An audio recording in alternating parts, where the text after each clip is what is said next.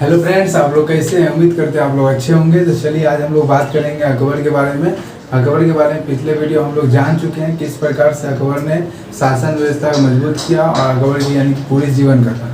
लेकिन आज हम अकबर की यानी कि जो नवरत्न है और अकबर के सुधार हैं उस सब के बारे में जिक्र करेंगे और अच्छी तरह से जानकारी प्राप्त करेंगे। तो चलिए आते हैं हम लोग अकबर के बारे में जानते हैं।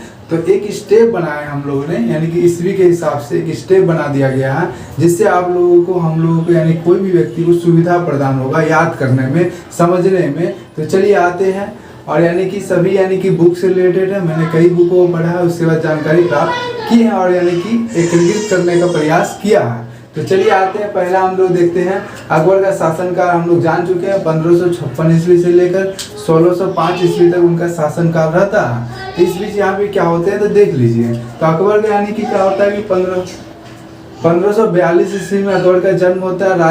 राणा यानी कि जो राजा होते हैं यानी राणा बिरसाल के महल में होते हैं, क्योंकि हुमायूं जो है इस बीच यानी कि भारत से बाहर रहते हैं, तो बाहर में ही अकबर का जन्म होता है। और ये कहाँ पे होते हैं, ये जो उम्र होते हैं तो कभी 14 वर्ष कभी 13 वर्ष बुक में डिनोट किया हुआ है। तो अधिकांश 14 वर्ष लेके ही चला जाता है, लेकिन इसमें भी विवाद है, कभी 13 वर्ष कभी 14 वर्ष दिया गया है। तो चलिए उनके बाद क्या होता है कि 1556 ईस्वी में क्या होता है, अकबर का राज्याभिषेक होता है।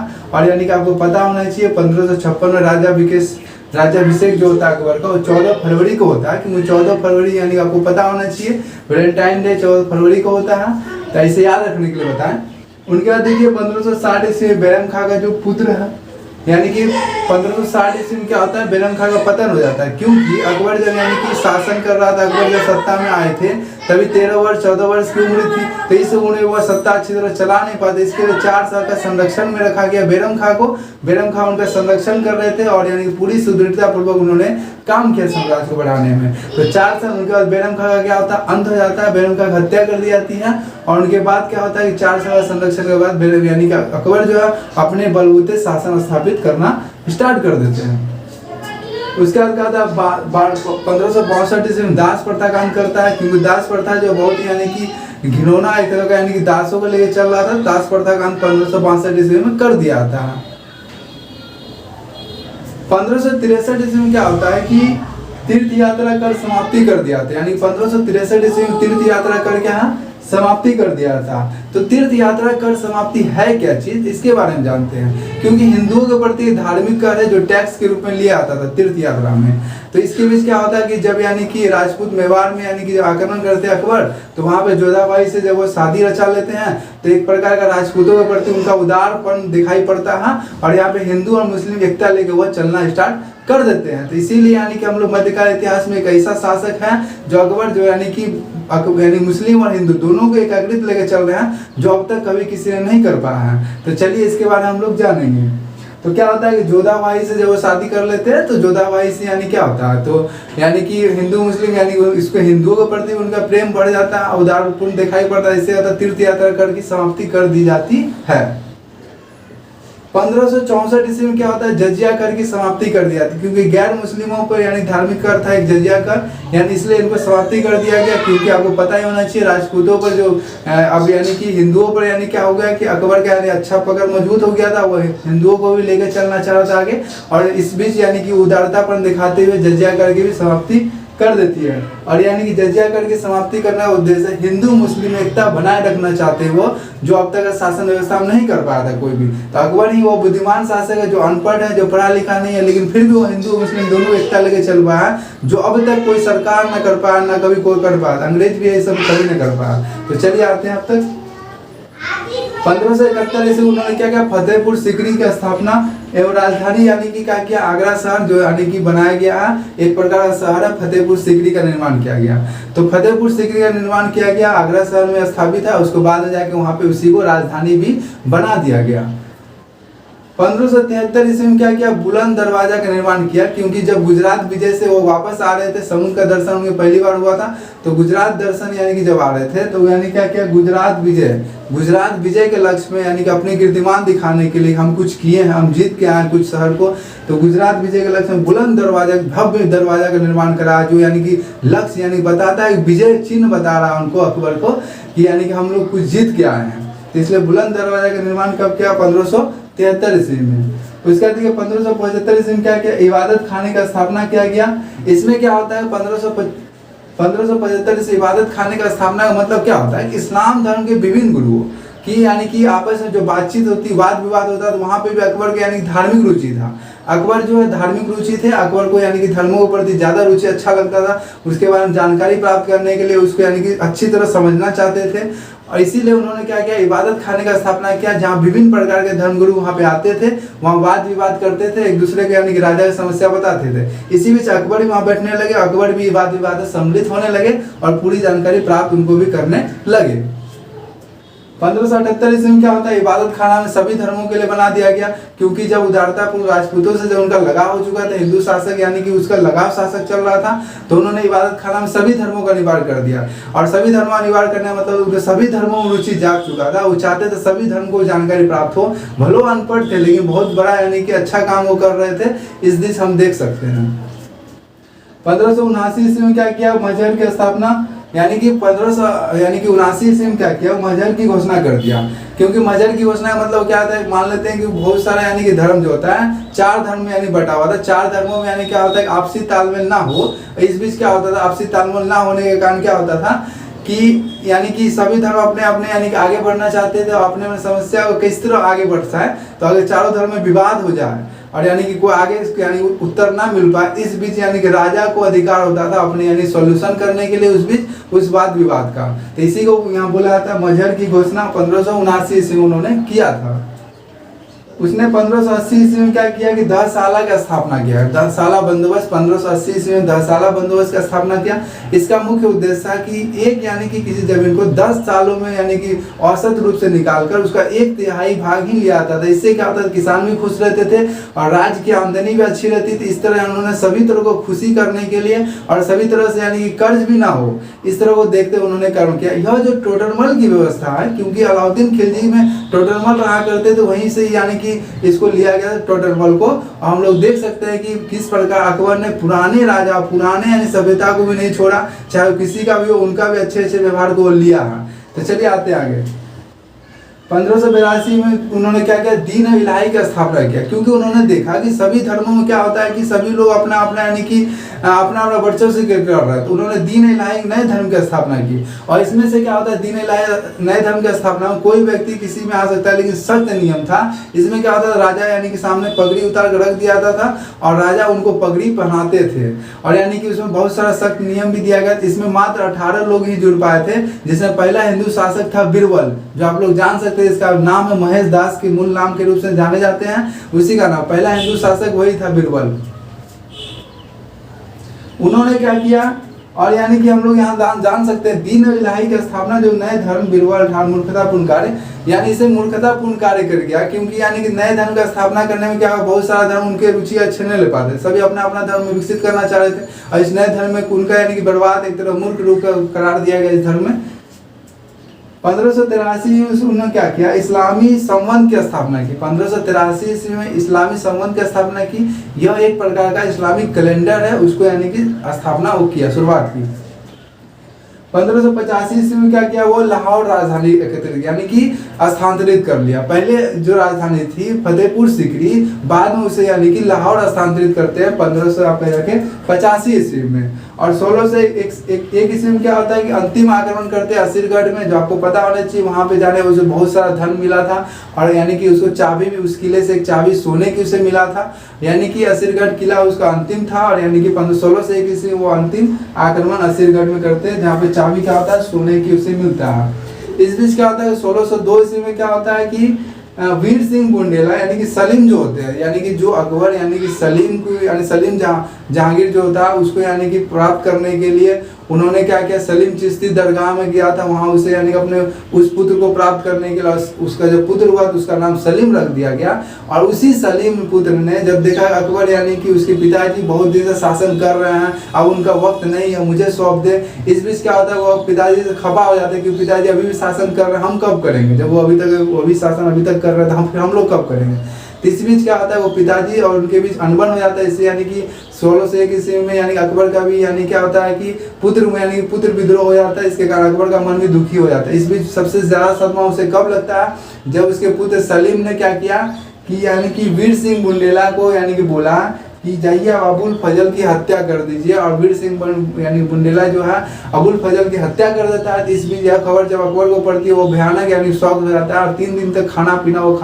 खाता भी नहीं है। और यानी कि सलीम से यानी कि सोचता है कि आखिर क्या क्यों कर रहा है ऐसा, क्योंकि जो अबुल फजल थे वो बहुत ही भयानक और यानी बहुत अच्छे क्लोजली संबंध थे अकबर के, और यानी कि बहुत अच्छे उससे संबंध होने के कारण वो यानी कि बहुत बुरी स्थिति में चले जाता है। दुखी मन स्थिति होते हुए 1605 ईस्वी में क्या होता है कि अकबर की मृत्यु हो जाती है, और उसे दफना दिया जाता है सिकंदरा, जो यानी कि दफनाया जाता है सिकंदरा में, आगरा में है। तो यहाँ तक हम लोग यानी अच्छी तरह से समझे, यानी किस बात से लेकर हम लोग चले हैं, तो यहाँ तो हम लोग जानेंगे। अब हम लोग जानेंगे उनके प्रमुख कार्य के बारे में और प्रमुख सुधार के बारे में जानेंगे। तो प्रमुख सुधार के बारे में आते हैं तो पहला आता है आगे सैन्य सुधार। तो सैन्य सुधार में क्या होता है, मन शब्दावली व्यवस्था जो थी, जो मन शब्दावली व्यवस्था अलाउद्दीन खिलजी का जो व्यवस्था था, तो यहाँ पे क्या होता है मन शब्दावली व्यवस्था में देखते हैं मन शब्द। मन का मतलब होता है कि जात और सब का मतलब होता है सवार। तो इस बीच क्या होता है कि मन शब्दावली व्यवस्था, मन का मतलब जात, मन का मतलब होता है कि जात, और यानी कि सब का मतलब होता है सवार। तो जात मतलब होता है कि पद या वेतन, यानी किस पद पर है उसको कितना वेतन मिल रहा है, उसी के हिसाब से उसे घोड़ा रखने का यानी कि घोड़ा रखने वाला होता था, यानी घोड़ा रखने के दिया जाता था। इस बीच क्या होता है कि सहयोग और यानी मन शब्दावली व्यवस्था यानी किसके लिए किया गया, तो राजा का सहयोग करता था। और उन्होंने क्या किया कि हुलिया लिखने का जो प्रथा था अलाउद्दीन खिलजी का, कि एक ही घोड़ा को बार बार कोई यूज तो नहीं कर रहा है, यानी किस प्रकार से यानी घोड़ा दागने की प्रथा होता था, घोड़ा पे यानी कि एक तरह चिन्ह लगा दिया था घोड़ा उसका इसका, तो इस नस्ल की यानी कि पहचान की जाती थी। उन्होंने भी अलाउद्दीन खिलजी की यानी कि इस हुलिया लिखने की प्रथा की शुरुआत की। यहाँ भी हम देख सकते हैं किस प्रकार उन्होंने पुराने शासकों को यानी किसी भी धर्म किसी भी वंशकार है उसको भी उन्होंने लागू किया, क्योंकि उन्हें जो अच्छा लगता था उन्हें वो लागू करता। जिस तरह हम देख सकते हैं किस तरह पुराने शासकों यानी कि आगे बढ़ते हुए उन्होंने पुराने चीज को बोला नहीं। तो इस बीच क्या होता है कि सिजदा और पेबोस जो बलवन की प्रथा थी उनको भी उन्होंने लागू किया, सिजदा और पेबोस। उसके बाद क्या था सीख। सीख मतलब होता है कि उन्होंने पुराने यानी कि राजाओं वंशों से उन्होंने सीख लिया, उस पुराने लागू किया पुराने नियम को। इस बीच क्या होता है समाज। अब देखते हैं समाज में उन्होंने क्या क्या यानी सुधार किया। तो पहला आपका आता है दास प्रथा प्रतिबंध, मतलब जो दास प्रथा था उन पर प्रतिबंध उन्होंने लगा दिया। दास प्रथा प्रतिबंध का मतलब होता है दास यानी किस प्रकार से दास यानी कि एक तरह से बढ़ चुका था, बाद में से दास प्रथा का प्रतिबंध लगा दिया गया। उसके आते हैं बहु विवाह पर रोक। बहु विवाह पर रोक मतलब होता है कि जो यानी कि जो व्यक्ति थे वो एक ही शादी करते थे, 2-3 नहीं करते। एक्चुअली अकबर बहुत सारा शादी कर चुके थे, यहाँ भी इसे खोट पाया था, इसलिए बहुत लोगों ने इसे नहीं माना, लेकिन फिर भी उन्होंने बहुत यानी उसके बाद विधवा विवाह पर यानी कि प्रोत्साहन दिया। जो विधवा हो जाते उससे वो शादी कर सकते, इसलिए उन्होंने बेगम खां की जो विधवा थी उनसे वो शादी कर लिए थे। तो इस बीच हम वो भी देख सकते हैं। अब आते हैं बाल विवाह। बाल विवाह को उन्होंने रोक लगाया, जो अब तक यानी कि बहुत अच्छा कदम, अभी भी यानी कभी कभी ऐसा देखने को मिलता है, बीच में ऐसा होता था। तो यहाँ पे देखते हैं बाल विवाह उन्होंने क्या किया, 16 वर्ष की पुरुष और 14 वर्ष की स्त्री जो तभी शादी हो पाती थी, उससे नीचे का शादी नहीं हो पाता, इस पर उन्होंने रोक लगा दिया, जो अच्छा कदम है। और देखते हैं यहाँ पे हम लोग सती प्रथा पर रोक। सती प्रथा पर रोक का मतलब होता है, सती प्रथा का मतलब होता क्या है कि जो यानी कि जो पति मर जाते थे पत्नी को भी जिंदा उसी चिता में जला दिया था, इसी को बोलते हैं हम लोग सती प्रथा। इस पर उन्होंने रोक लगा दिया गया। उसके बाद अंतरजातीय विवाह का प्रोत्साहन। अंतरजातीय मतलब होता है एक जात दूसरे जात से विवाह कर सकते थे, इससे उन्होंने प्रोत्साहन दिया, जो अभी तक भी वही चीज देखा जाता है, अंतरजातीय विवाह प्रोत्साहन। जो अब तक हम लोग देखते हैं अंतरजातीय विवाह यानी कि विवाद चलते रहता है, एक जाति दूसरी जाति विवाद होता है, मार काट दंगा फसाद हो जाता है, जो अब तक अभी स्थिति भी वैसे ही है। तो अंतरजातीय प्रोत्साहन यानी तभी के युग में उन्होंने लागू किया था। सोच सकते हैं किस प्रकार प्रोत्साहन दिया गया हो। वैश्यालय। वैश्यालय का मतलब होता है कि जो यानी कि अच्छे लोगों थे या समाज में कोई खराबी ना पहुंचे, इसके लिए उन्होंने वैश्यालय का जो स्थान था वो बहुत समाज से बाहर यानी कि शैतानपुरी में कर दिया था, समाज से बाहर, क्योंकि इससे यानी कि बुरे लोग जो थे वो बाहर जाके यानी कुछ भी कर सकते थे, समाज में रहकर अच्छे लोग इससे खराब प्रभावित ना हो, इसलिए उन्होंने दूर समाज से बाहर शैतानपुरी पे वैश्यालय की स्थापना की थी। अब देखते हैं हम लोग भूमि सुधार के बारे में बात करें तो भूमि सुधार में उन्होंने बहुत अच्छा कदम निभाया।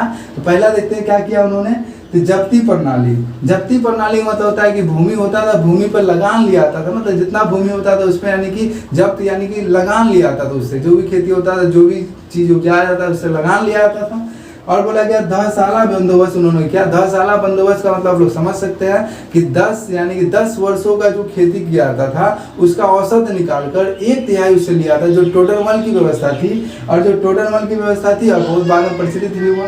तो इस बीच हम लोग देख सकते हैं यहाँ तक ये वीडियो। और आपको वीडियो अच्छी लगे, बेस्ट लगे तो कर दिए next. Thank you so much. और यानी कि अब तक हम लोग जान चुके हैं इस बीच, और आप स्क्रीनशॉट ले सकते हो। अब बहुत से यानी कि लाइक, कमेंट, शेयर, सब्सक्राइब किए न्यू, उनके लिए बहुत बहुत धन्यवाद और दिल से धन्यवाद। Thank you.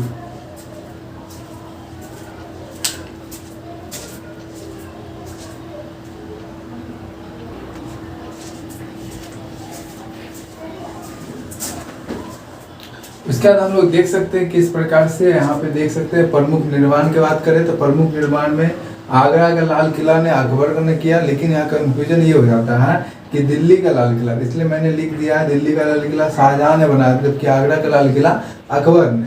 तो इलाहाबाद या लाहौर का किला की बात करें तो इन्होंने अकबर ही बनाया इलाहाबाद लाहौर का किला। फतेहपुर सीकरी जो यानी कि दीवार है, फिर दीवारें, पंचमहल, जोधाबाई का महल, ये सब अकबर ने ही बनाया था। उनके बाद बुलंद दरवाजा, तो आपको पता है ना, जो बुलंद दरवाजा गुजरात विजय के उपलक्ष्य में एक दरवाजा का निर्माण किया गया, जो यानी कि बताता है विजय यानी कि चिन्ह बताता है बुलंद दरवाजा। और दिल्ली पर यानी कि हुमायूं का मकबरा, उनके जो पिता थे उनका मकबरा दिल्ली पर बनाया, हुमायूं का मकबरा।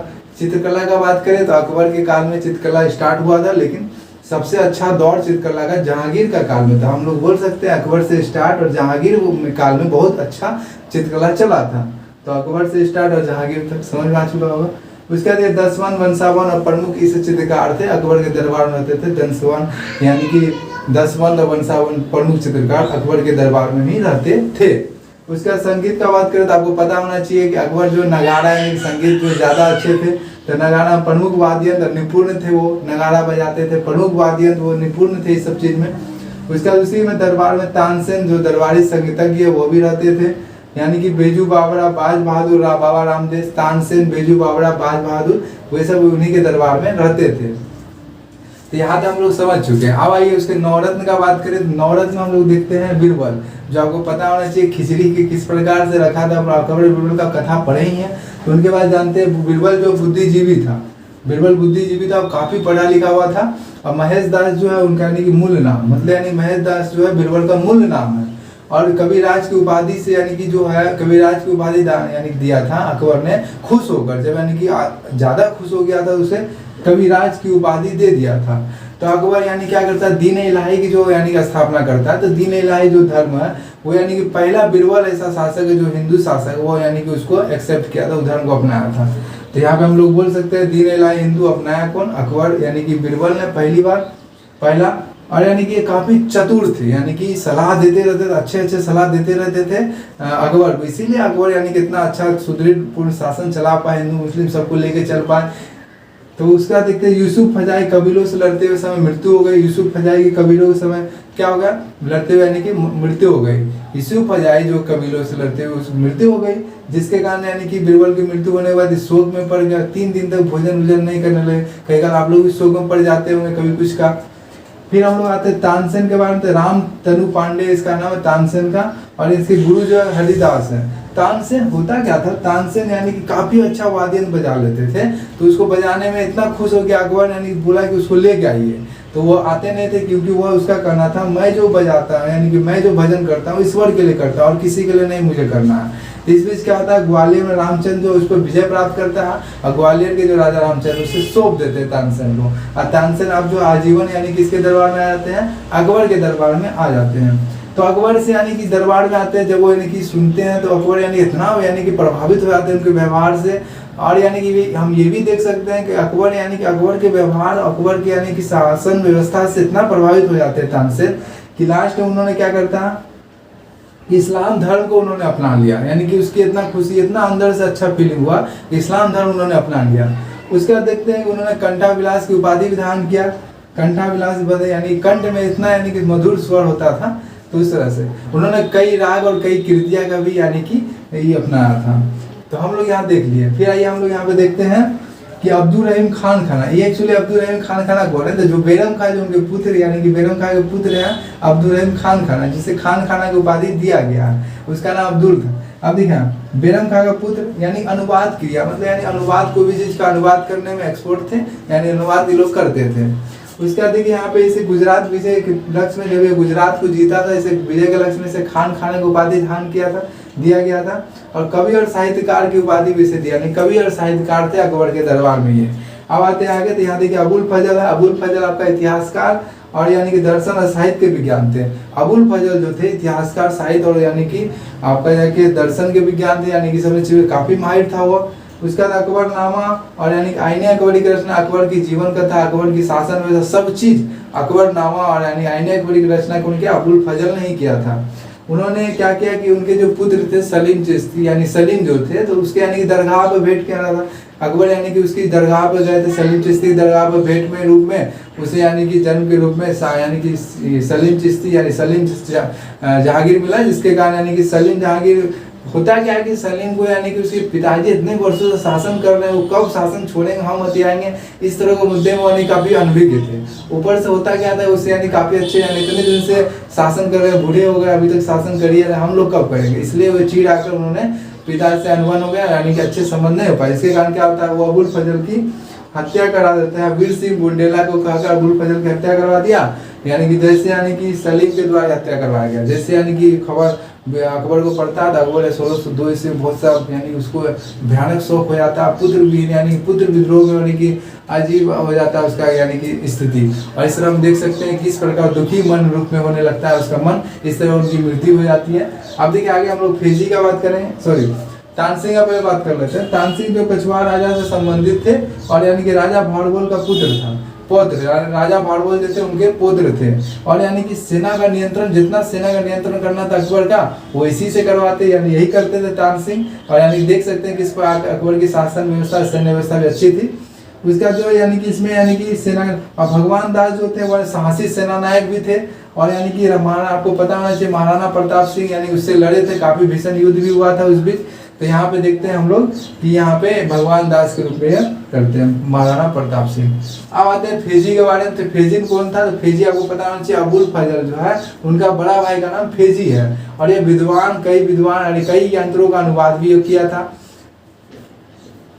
इसे यानी कि राज कवि का दर्जा किया, मतलब राज कवि का दर्जा दिया गया इसे। जिस प्रकार से हिंदी को राजकीय भाषा बोला जाता है, उसी प्रकार राष्ट्रीय भाषा नहीं, राजकीय भाषा, उसी प्रकार से इसे राज कवि का दर्जा दिया गया। मुल्ला दो प्याजा बात करें तो मुल्ला दो प्याजा, देखिए इसको क्या होता है, इसका कहानी रोचक बड़ा कथा है कि मुल्ला दो प्याजा क्या होता है, उसको प्याज खाने में ज्यादा पसंद होता है। जिस प्रकार से कोई आदमी प्याज खाना पसंद होता है, ऐसे प्याज खाना चाहिए कि पाचन शक्ति का अच्छा होता है। तो यानी कि क्या होता है, प्याज खाने से ज्यादा पसंद है, इसलिए इसका नाम मुल्ला दो प्याजा नाम रख दिया। उसके बाद क्या होता है कि बुद्धिमान और वाक पे डरता है, यानी कि किस प्रकार से, यानी जिस प्रकार से बोलने चलने और बुद्धिमान भी थे। उसके बाद हकीम हुकाम जो थे वो क्या थे, रसोई घर का सब, यानी कि रसोई का उसका काम था। और यानी कि उस अच्छे अच्छे भोजन, स्वादिष्ट भोजन बनाते थे और जो यानी ग्रहण करते थे अकबर इनके। तो यहाँ पे हम लोग देख सकते हैं। उसके बाद आता है टोटरमल। टोटरमल सबसे इम्पोर्टेंट है क्योंकि भूमि सुधार जितना बंदोबस्त किया गया था, और आपको पता होना चाहिए शेरशाह से संबंधित है 10 साला बंदोबस्त। जो 10 साला बंदोबस्त यानी कि 10 सालों से, यानी 10 साल में जमीन में क्या उपजा, यानी उसका औसत निकाल कर 1/3 राजा को दिया जाता था। मतलब इससे क्या होता है, किसान भी खुश रहते थे और यानी कि वहाँ यानी कि किसान का खुश होने के साथ साथ यानी कि जो शासन व्यवस्था थी साम्राज्य का, वो भी यानी कि कभी भी उससे कर्जा यानी कभी ऐसा स्थिति नहीं आया। इससे क्या दोनों प्रॉफिट में आ गए, इसलिए यानी कि इससे लेकिन होता क्या था, जो टोटरमल थे वो शेरशाह से संबंधित थे, मतलब शेरशाह से संबंधित थे। और शेरशाह के यानी कि उससे यानी कि उन्होंने टोटरमल की व्यवस्था को अपनाया। तो इसका मतलब ये हुआ कि टोटरमल शेरशाह में जब रहते थे, जब अकबर के दरबार में आए, तो इससे मतलब ये हुआ कि अकबर किस तरह से पुराने शासकों का अच्छे व्यवहार भी लिया और अच्छे रूप से अनुपालन भी करा। तो यहाँ तक हम लोगों ने पढ़ चुके हैं पूरी तरह 10 साला व्यवस्था, यानी कि हम लोग ये भी जान चुके हैं। तो आपको वीडियो कैसी लगे, वीडियो अच्छी लगे तो लाइक कर, कमेंट और शेयर कर दीजिए। Thank you so much. और नए जो सब्सक्राइब शेयर किए उनके लिए बहुत दिल से धन्यवाद। Thank you so much, thank you.